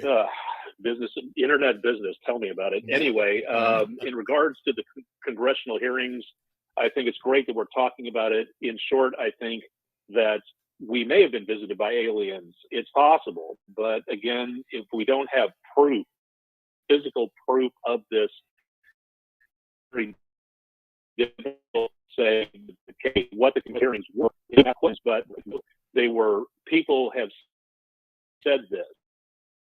I heard somebody's physical proof. There's no alien species of extraterrestrial origin. There is no spaceship. There is no extra dimensional portal to another thing. Nothing there. So until we get that proof, until Bigfoot walks in, sits down, and says, "Hi, I'm Bigfoot. Let me explain a few things." Yeah. We can't say that this is the case. We'd like to. It'd be wonderful if we would be able to say that, yes, we are not alone in the cosmos. Carl Sagan has said extraordinary claims require extraordinary proof. If you want a good read, one of Carl Sagan's books, Contact, talks about aliens using our own TV signals to make contact with us, and the scientists who eventually travel with a machine to outer space to meet the aliens. It's an incredible book, and I really highly recommend it. But in real-time science, we just don't have the proof yet. So back to you. Austin, years ago, there was something of a sort of an alien crash or somewhere that looked like a funny vehicle, and they said there were funny people in there, and then they kept it in Arizona, and then all of a sudden we come out with something like the stealth bomber. We come out with something that looks funny, that looks crazy, it looks like it's from outer space. Was there anything really to that? Well, again, there's no proof of that. I mean, it could have been a weather balloon, just like the military said. We have to be able to consider that fact. We have to be able to say, maybe we're making too much out of this. A lot of people, and unfortunately on channels that used to be really good, like the History Channel, people say, well, there's no way that the statues on Easter Island could have been made without alien help. There's no way that we could have built the pyramids without alien help. Yes, there is. It's engineering and mathematics and physics. We came to understand these things, design and layout and things of that nature, to help build what we can use in science and mathematics. It wasn't alien, it was us. And there is a very easy way to explain that, to where we did everything necessary to help out. If there's proof of this, show me. Give me an opportunity to say, yes, this is what happened, and here's the proof of it. Here's where the alien walked amongst humans. Here's where the aliens left their signature. You can tell where they used tractor beams to move those big blocks of stone to move the pyramids for us. Show me. Show us the proof. I can say, I can flap my arms and fly to the moon in 10 seconds. It's like, if you're not going to say something or show or prove it, if you don't have the proof, you're not doing anything other than wasting people's time. That's just the way it is. Yeah. Okay. Good stuff. Good stuff. All right. And back to the weather situation. What do we expect, and how long do we expect this type of weather to continue?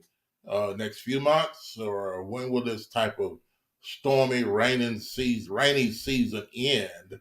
And is it expected to get worse, or when is it tornado season all year round, or what? When is tornado season? Well, for the southeastern United States, back in Memphis and down to where we are now, you said you were down in Georgia someplace. It was, I think. Yes, sir. Mm-hmm.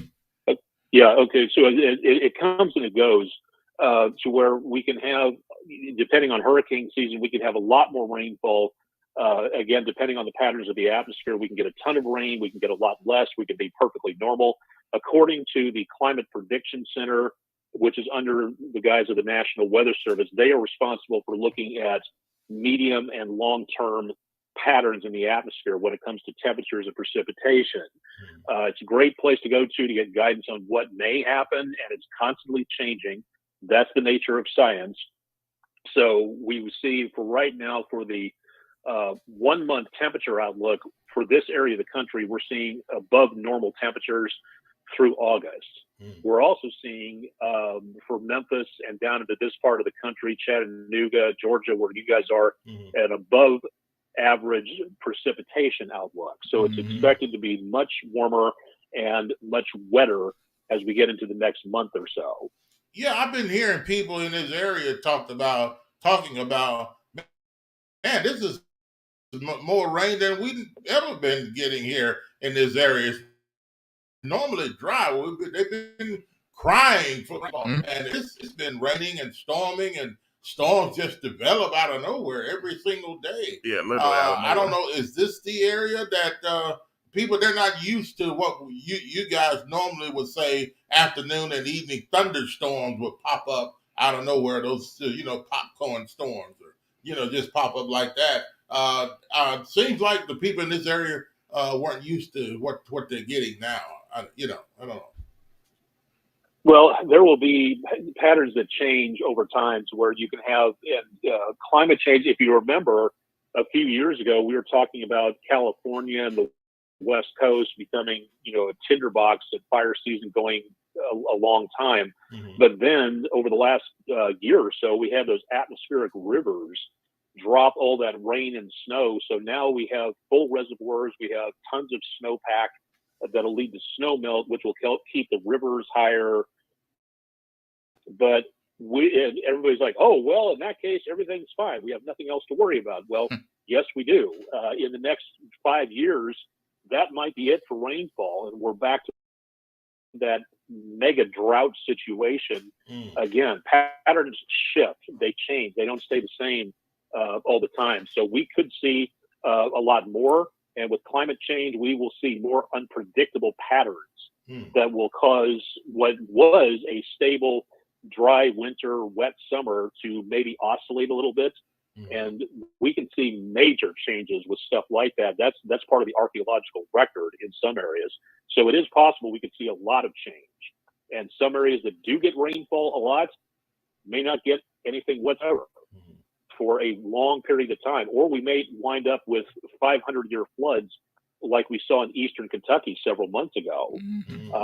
And that could become exceptionally more common. It's very possible, and that's what climate change does. It makes things very much more unpredictable, and that's the next phase of weather that we're getting into. Wow. One thing I'm curious about, just being in Georgia the short time we have, it seems like, I know we were talking about the rain and stuff, but one thing that's different, and I'm curious, is it different in different areas? Like, I've been in different parts of the country, but I just don't seem like I've seen it to this degree where the rain is coming down so hard that you can't drive on the interstate. And I can't remember too many times that happened. I mean, plenty of hard rain in Memphis. Yeah. Well, rain will come down, thunderstorms, things of that nature, but does it seem like it'll come down in bigger drops or harder in some areas than others, even if it's just a thunderstorm? But it just seems like it's more devastating here. It can be, because in this area of the country, we're sitting very close to the Gulf and the East Coast, and that is a major source of moisture for these thunderstorms to develop. And they can draw on tons and tons and tons of moisture to develop and drop into a certain area. So you can get really big downpours at various points in time. And it does happen that way. But then, back to our north and west, say like in Kansas, if you get a downpour like that at the wrong time of the year, you're going to ruin a wheat harvest. Wow. And more often, farmers are going to lose money because that pattern has changed. Yeah. So it can do that way. Yeah, you can see a big increase in rainfall over a season, over a couple of years, and then reverse itself. That's the nature of the atmosphere, and that's why meteorologists study what they do. If you want to research, the amount of rain that happens, go to your local National Weather Service office webpage, or go to the National Climatic Data Center, the NCDC, and they have tons of information available that you can look up about rainfall in your area, wherever you happen to be. It's a good opportunity to practice citizen science, to look at stuff like that. Okay. tornadoes in Georgia. Is there such a thing? I mean, well, I don't know. That's a good question. I mean, you know, it seems like I ain't seen none yet, so I don't know. somebody here in this area said that because of the mountains, the hills, and that type of things, tornadoes are rare in the area where we are. Is that true, or is it possible? I hadn't. The storms have been very bad here, but I'm, you know, in Tennessee where we came from, you know, it was like, you know, those were severe thunderstorms, and you never had a severe thunderstorm most of the time without somebody said, okay, there's a funnel cloud, there's a circulation in the upper atmosphere, or tornado warning, or watches, whatever. But I never heard that here. Well, actually, so far in 2023, at least as of February, according to NOAA, the National Oceanic and Atmospheric Administration, who runs the National Weather Service, who runs the National Climatic Data Center that I was just talking about, in 2020, at least until mid-February, Alabama had the tornadoes at 49, and Georgia was number 2 with 33. Really? Wow. And that's part of that's normal for this time of the year, to where there's two. And well, that, for an example, back in Memphis, we had the main tornado season, which was between about late January and say early April, and then there's a secondary tornado season in Memphis from late October around Halloween to just about the 1st of December, because the patterns and that fluctuation can cause more severe weather. So it is possible that we see things of that nature taking place. We can see, again, a lot of activity in one year and not so much in the other, so that'll average out. But yeah, the southern states, they can pick up a lot of tornadoes over a period of time. And average, usually Texas is number 1 on average, talking about over about 30, 40 years amount of data. Kansas is usually, my home state, is usually about number 3, but you can have a great deal of storms down around Louisiana, Georgia, Florida, because of hurricanes or just because of storms. Coincidentally, the number of killer tornadoes, that is tornadoes that cause more than one fatality, Tennessee is number 1 for that. Ooh. So we can see some pretty ugly conditions out there, but just with those storms happening. Wow. Okay, one more thing, also 1 or 2 more things before we're gonna let you go. And I know you got other things to attend to there. The chiefly duties, man. Chiefly duties, yes. There's just so much to. Hey, I'm in the air conditioning, answering questions with you guys. I'm having fun. I don't have to go anywhere for right now. Okay. Listen, I am concerned about when it rains, Austin. When it rains, it pours. When it rains, it pours. Like Josh was talking about, it rained heavy, and the drops sometimes seem a little bigger than what we expect them to be, or it comes down heavy. Now, here's my question: when the rain comes out of the clouds, what size are the raindrops, and do they break up on the way down to what size, or a certain size? Or is this the reason why some rain is heavy in other areas because it doesn't break up as like it should, or like because it comes down faster than others? Just talk about the rain. Is it true raindrops are huger out of the cloud than when they get down here? They're broken up and that type of thing. What's going on with that? Well, actually, I mean that's a study to measure and raindrops. If you want to get really technical, they're called hydrometeors. Okay. So, and that's one of the things that I introduce students to about. You want to call rain by its proper term. It's actually a hydrometeor, made of water, hydro, and it's a meteor falling out of the clouds. When raindrops reach a certain size, you have average raindrops size of about 1 to 2 millimeters, and that's medium to getting a little bit larger. The interesting thing is that when raindrops reach about 3 millimeters plus, they get 2 big to hold together, and anything of raindrops will separate. The molecules of water will turn into other distinct raindrops of a smaller nature. Now they can get back together again as they fall.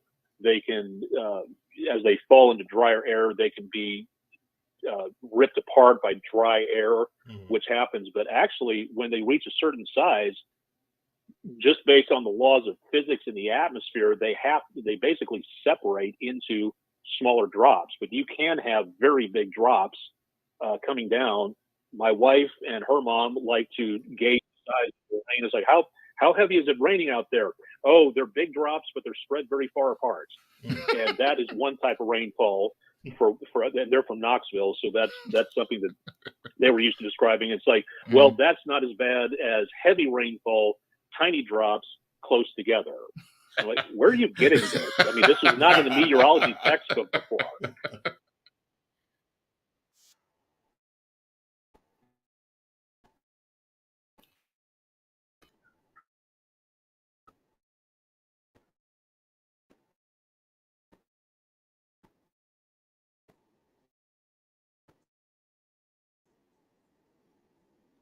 Yeah, there you go. Yeah.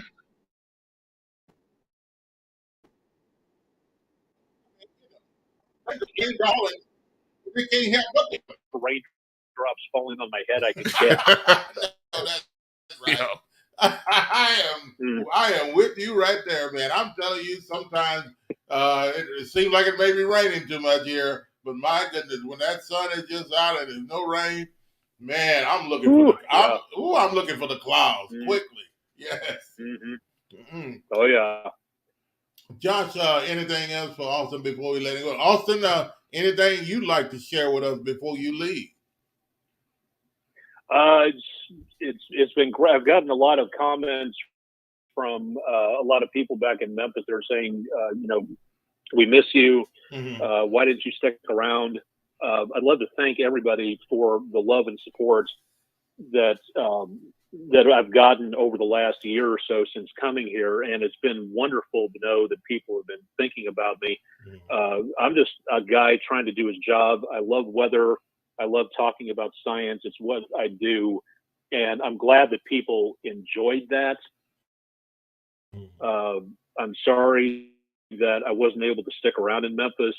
It makes me feel a lot better that even though I wasn't wanted in one place, excuse me, by one certain station, I found another place that's really great. And I'd love to thank everybody back in Memphis for everything that they said, all the well wishes, and people that are tuning in on social media channels.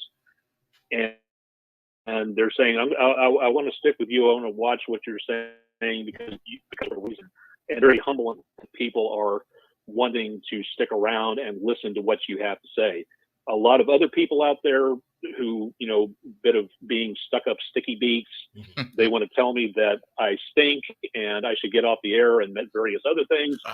You're entitled to your opinion, but as far as I'm concerned, I'm doing it for the people who care about enough to listen, like you guys, which is one of the best things out there. And I really appreciate your support and asking me on for stuff like this. It's been wonderful to be able to keep in contact with you guys and listen for the last several years to all your conversations.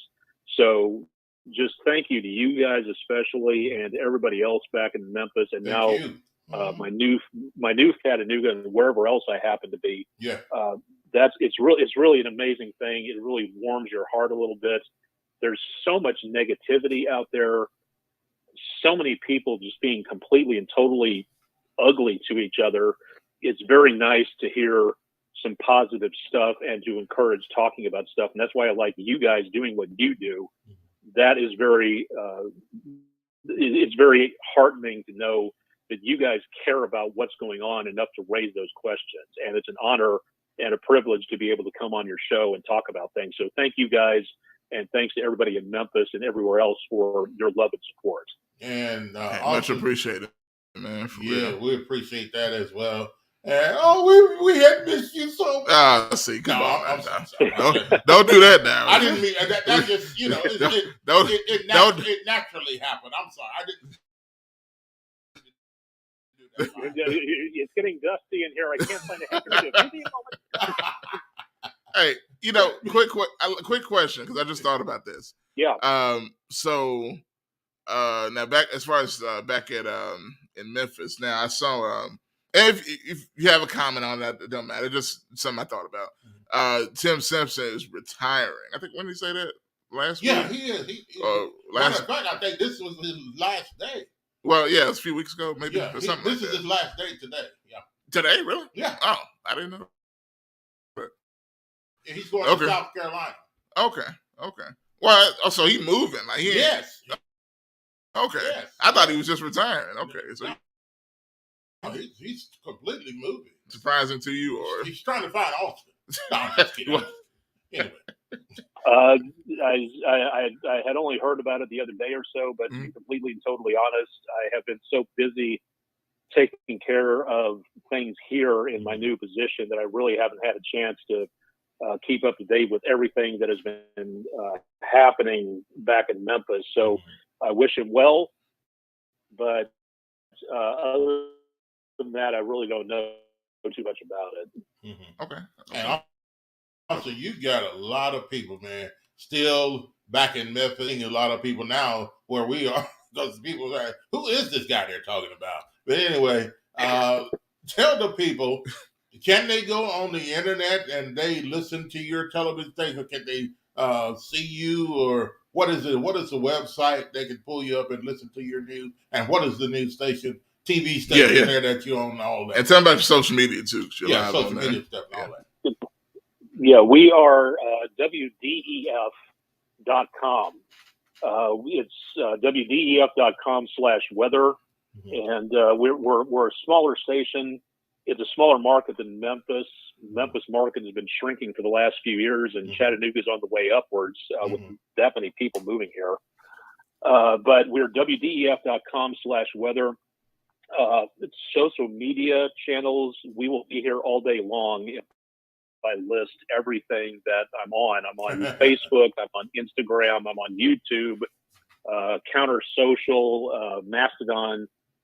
Haven't quite gotten on Threads just yet, but that's I'm sure in the near future. I'm one of the social media managers for WDEF News 12. Okay, cool. So I have a lot of responsibility for getting information out to the public. So we're all over the place there. We also have a weather window picture of the day. If anybody's out there would like to send us your weather picture, as long as it involves weather of some type, blue skies, fog, rivers, sunrise, sunset, send those on to us at pictures@WDEF.com. We'd love to have your picture and put it on the air as part of our sponsored West Shore Home Weather Window Picture of the Day. So you'll find me out there on social media someplace. Go to the website, look up my biography page, and all the social media stuff is listed there. You'll find me out there someplace. And also, I catch you every night. You're on between 9 and 10 or something like that. Weather, is it called Weather Overtime or something? Yeah, we started that back in Memphis. It was just one of my pet projects to give weather information out there and enable the audience to talk back. If I could borrow your logo name for a minute. That it's a way to engage people in the conversation about weather and science and stuff like that. It's an informal 15, 20 minute, because it's a good opportunity to be able to talk to people about things. A televised weathercast, you're lucky to get 2 to 3 minutes. And that might be somebody's only exposure to science throughout the entire day. For weather overtime, we have the opportunity to talk about things. If somebody has a question, ask it. I'll be glad to say, I don't know, but let's find out if I don't know the answer. So tune in for that. Weeknights, about 9 to 10 Eastern time. And if you got any questions, just send them on to me and we'll do what we can to answer them if at all possible. Yeah. Okay. Awesome. All right. Austin, again, we want to thank you for joining us right here on Talkback Live with Bob and Josh, and hopefully we'll be able to connect again and do another show later on. The winter is coming. I don't know what it's going to be like here, Austin, where I'm at now. So we're just waiting to see, I guess, and we'll maybe have a talk about that or something later on. Yeah, sure. Well, we've been doing this now for what, 12, 13 years, something like that. Yeah. Crazy. So let's keep the conversation going. It's going on. It's nice to know that you're keeping up on the TalkBack Live stuff and everything. So keep going. You're doing a great job. I love listening when you guys are on with your show. So if you ever want me back on again, just ask. I'll be glad to help. Okay. Awesome, All right. awesome, there you go. Austin Onick, and with Chattanooga 12 as WDEF, I think it is.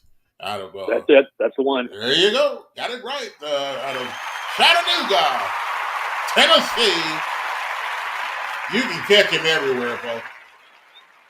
Thanks, Austin. No problem, guys. Thanks very much, and I look forward to talking to you next time. Yes, sir. All right, there you have it, folks. Hey, and Josh, what a show today! Absolutely, oh my goodness, all the people listening in and comments and phone calls and all the conversation was wonderful today. We discussed earlier, and of course, with our dear friend, Chief Meteorologist Austin Onick, hey, we enjoyed it, and hey, this is gonna do it for today. Tune in again next time. Talk Back Live with Bob and Josh.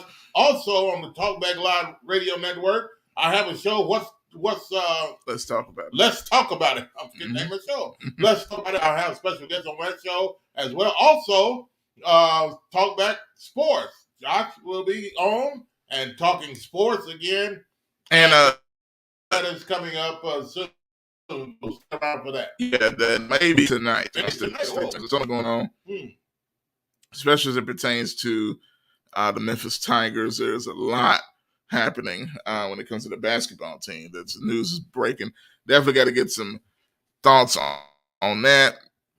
There's a little stuff going on off the court. Not necessarily, but some other areas of the Memphis media. So some things I want to address. And other cities as well. Their basketball and football. So we're not just talking about Memphis. So we're Talk Back Live. So we're talking about anywhere, anything, anytime. Also about Georgia and all that kind of real stuff. quick. And y'all know how I do. So definitely, it's not going to be just a Memphis thing. But there's just a couple of things I want to address in regards to Memphis. Yes. And Memphis media. The way a lot going on, yes. It's over the last few days. I ain't seen that, but I'll get into it. Yes, sir. All right, that's going to do it for us today. And thanks for joining us again. And I guess Chief Meteorologist Austin Onick. Have a wonderful day, everyone. Be careful and respect the other person out of wherever you may be, and be careful.